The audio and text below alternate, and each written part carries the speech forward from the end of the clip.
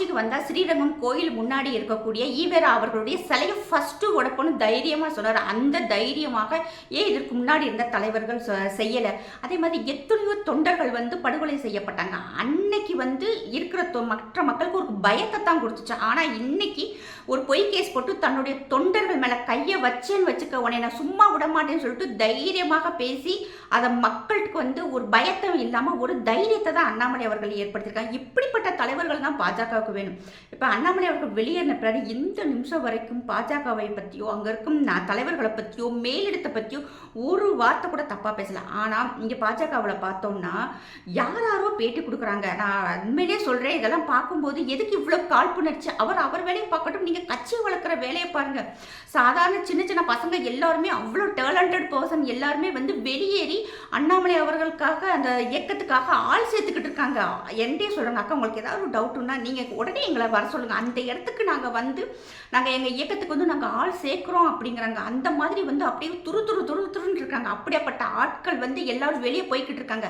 அதை நிப்பாட்டுறதுக்கு உண்டான வேலை பாருங்கள். நீங்கள் அண்ணாமலை அவர்களை விமர்சனம் பண்ண அவங்களுடைய ஆதரவாளர்கள் அத்தனை பேருமே வந்து பயங்கரமாக பதிலடி கொடுக்கத்தான் செய்வாங்க. அதனால் அதை விட்டுட்டு இன்னைக்கு வெளியே போகிற தொண்டர்களை தடுத்து நிறுத்துகிற வேலையை பாருங்கள்.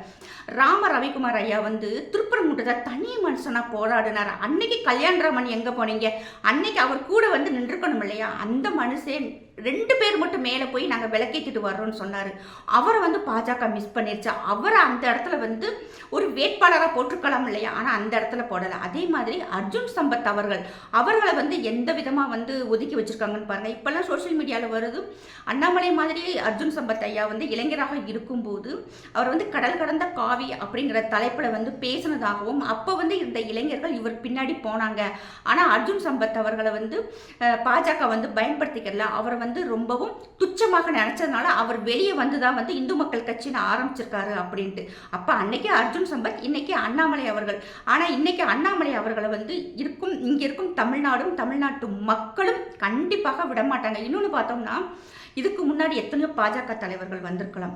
இஸ்லாமியர்கள் யாரும் வந்து அந்த தலைவர்களுக்கு ஆராத்தி எடுத்ததில்லை, ஷால்வை போட்டதில்லை, குரான் பிரசன்ட் பண்ணதில்லை, நின்று ஃபோட்டோ எடுத்தது இல்லை. ஆனால் இன்னைக்கு எத்தனையோ இஸ்லாமிய பெண்கள், எத்தனையோ இஸ்லாமிய இளைஞர்கள் பார்த்தோம்னா அண்ணாமலை அவர்களை பிடிச்சு போய் அந்த சித்தாந்தம் பிடிக்குதோ இல்லையா, அண்ணாமலை பிடிச்சிருக்கு. எத்தனை பேர் ஏன்டா கேட்பாங்க, எதுக்கு அவரை வந்து வெளியே விளக்குனாங்க, எதுக்கு அவர் பாட்டுக்கு இருந்திருக்கலாமேன்ட்டு. அப்போ நான் சொன்னேன், நான் வந்து பாஜக இல்லை, அங்கே உள்ள நடக்குதுன்னு என்னன்னு தெரியாது. ஆனால் எதுனாலும் வந்து கட்சி மேலிடம் வந்து நல்லது தான் பண்ணுவாங்கன்னு நான் சொன்னேன். ஆனால் இந்த அளவுக்கு வந்து இவரை மிஸ் பண்ணுவாங்க அப்படின்ட்டு நானே நினைக்கல.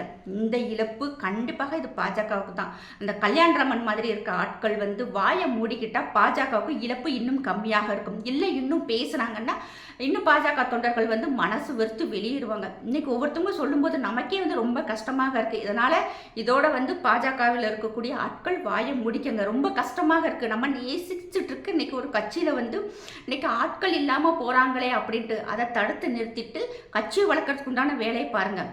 அவர் தான் போயிட்டாருல்ல, உங்களுடைய பெர்சன்டேஜ் அப்படியே இருக்குல்ல, இன்னும் நல்ல அந்த தாமரைக்கு தண்ணியும் உரத்தையும் போட்டு நல்லா வளருங்கன்னு தான் நான் சொல்லுவேன்.